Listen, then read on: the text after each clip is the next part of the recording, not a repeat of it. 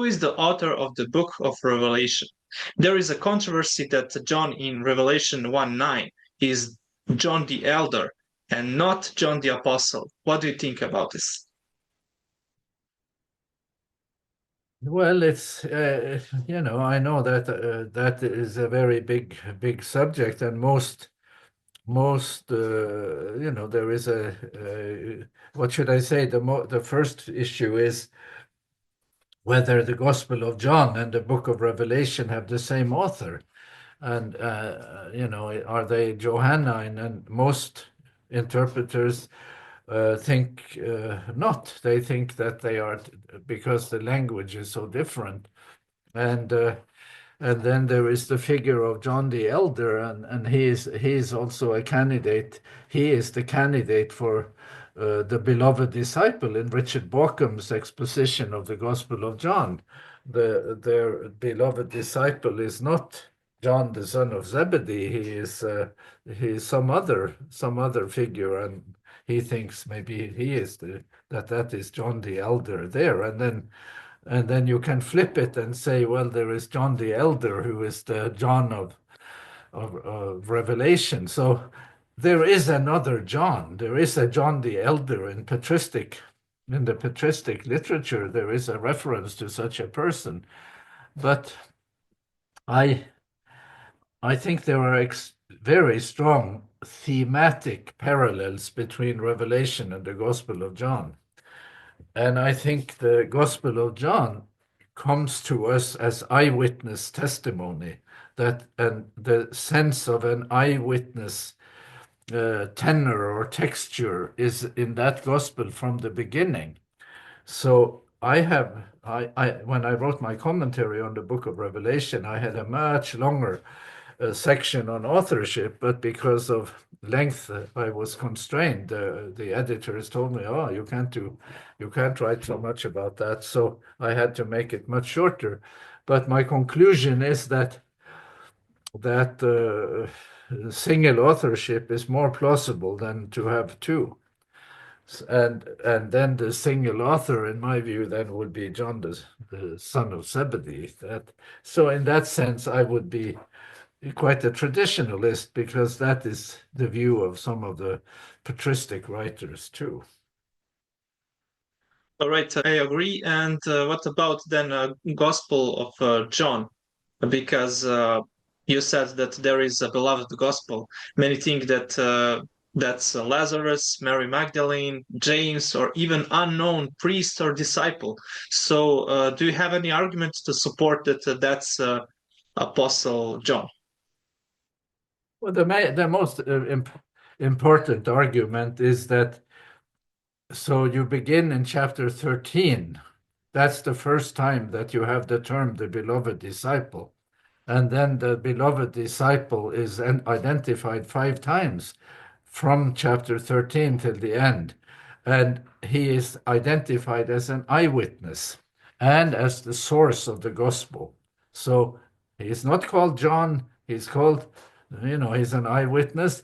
And in the end of the Gospel of John, you have a selection of 7 people, or there could have been more people there, I suppose, but you have a list of 7 people, and the sons of Zebedee are there.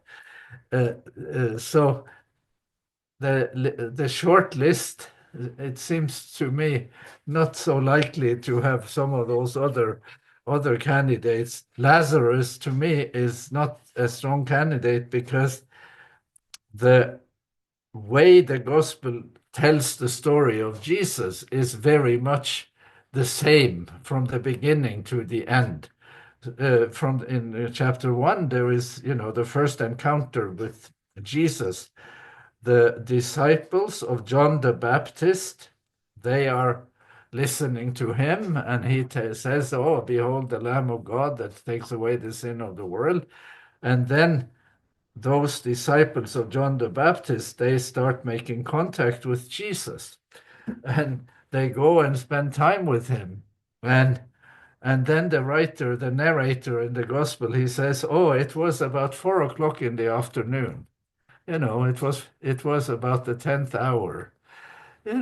well, that is a very amazing detail. To me, it's the kind of detail that someone who was an eyewitness to that event would give us. He could have said it was a Tuesday, or he could have said it was in AD 27 or AD 31 or something. But he says we met him and it was 4 o'clock in the afternoon, because that's the kind of standout memory. That's a 9/11 memory for Americans, 9/11. For you in Serbia, I don't know what the event would be, but where were you at that particular moment? And those people, that 4 o'clock in the afternoon memory is to me an eyewitness memory. And when you think about it that way, then the strongest candidate for the Gospel of John is John, the son of Zebedee. I think convincingly so, and I'm just a little wondering why that has become such a hot topic, but it has been. So be it. We need to consider other options to become more certain. Yes, we should be open-minded for other options, but thank you for this wonderful argument.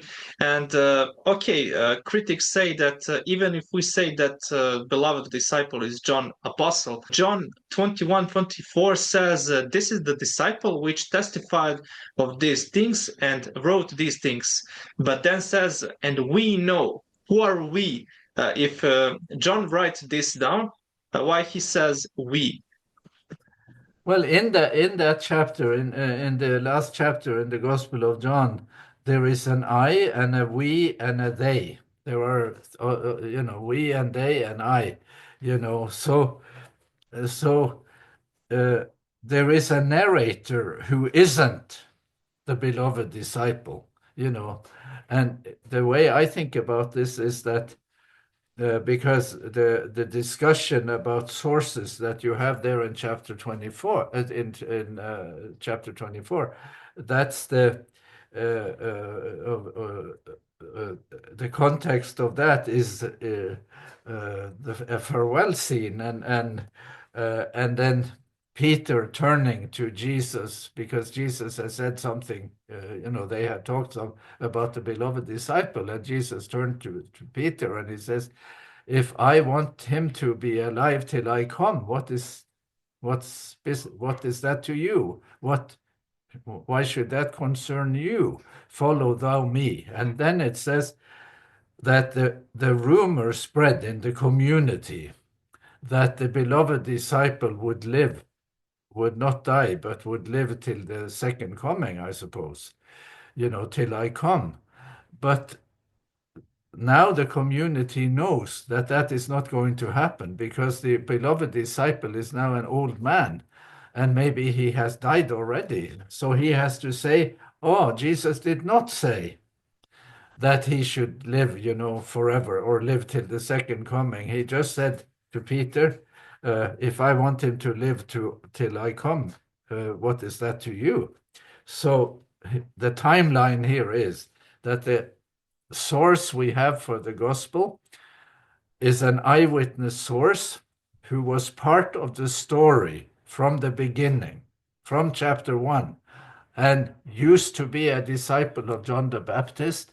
Then he became a disciple of Jesus Christ, and then he became a significant figure in a community of believers. The word spread in the community. That's a rumor spread in the community. But now, when this gospel was written, he is an old man. Maybe he is dead already. So the timeline is someone who participated in the story and who ensures then that the story is written much later. But the role of that person in the Gospel of John is extremely intriguing. You don't have anything like that in Matthew or Mark or Luke. In Luke, you have a figure who is, we have an author there who tells us that he did all kinds of research, but he never claims to be an eyewitness himself. but in Gospel of John, there is the claim to eyewitness testimony, but it is a remembered story told to us from the when that person was old or possibly had passed away already. I love that topic.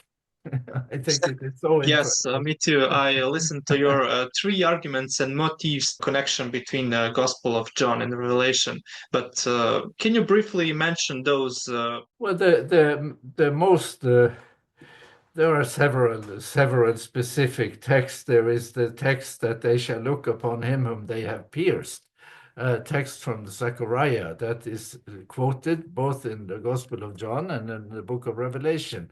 And it has a very specific, the word for pierced is a very specific Greek word. And it's kind of an interesting feature that they have the same interest in that scene or that text from Zechariah. But the most important similarity in John and Revelation is the cosmic conflict perspective, the good and evil, and the emphasis in Revelation that Jesus is a figure he is the revealer of the kind of person God is, and he defeats the devil, or he defeats the evil one in chapter 12. That's the pivotal chapter. And probably just by coincidence, chapter 12 in Revelation is the cosmic conflict chapter where there was war in heaven and a child was born and he was taken up to God, to this throne. And he is the one in Revelation who defeats the evil one. So the dualistic aspect of the story, dualism, good and evil, those are very strong in John and Revelation. No book in the New Testament have as much of an emphasis on cosmic conflict as the Gospel of John and the book of Revelation. So they are two of a kind in that regard. So and Luke Timothy Johnson, in his introduction to the New Testament, he makes a very good argument for single authorship, and he uses those thematic parallels as his main argument. Great evidence. Thank you so much. And what about Epistles of John? That's a little harder because they are really short, not many names, or yeah. Yeah, it's harder, and I am not going to make a big case about that. You know, there is a certain sense of a little bit of an esoteric language that is similar to the Gospel of John, but I don't think one needs to, if one has this notion of a Johannine community where there is I think that hypothesis needs to be critiqued, but in some way there is an interaction between an elder and a community in the letters, and you could say that there is that the mentor or the elder there is a Johannine figure of some kind. Yes, that's a reasonable answer and humble. So we don't know really, but yeah, it makes sense that that's at least Johannine community. Do you agree, maybe? Yeah, so that the idea of a Johannine community has been a very, very prominent thing in Johannine studies, and started out long ago. Started maybe in the 1920s, and waxed and waned. Some of the leading scholars of the Gospel of John were very much invested in this idea of a Johannine community. That has been weakened quite a bit the last 20 years. And one of my mentors and friends, Richard Bauckham, he has critiqued the community hypothesis. I think it is quite a persuasive critique he has given, but there are some textual elements that there is a kind of community there that is represented in the text. So one should not totally dismiss it. I think one needs to find a kind of middle ground.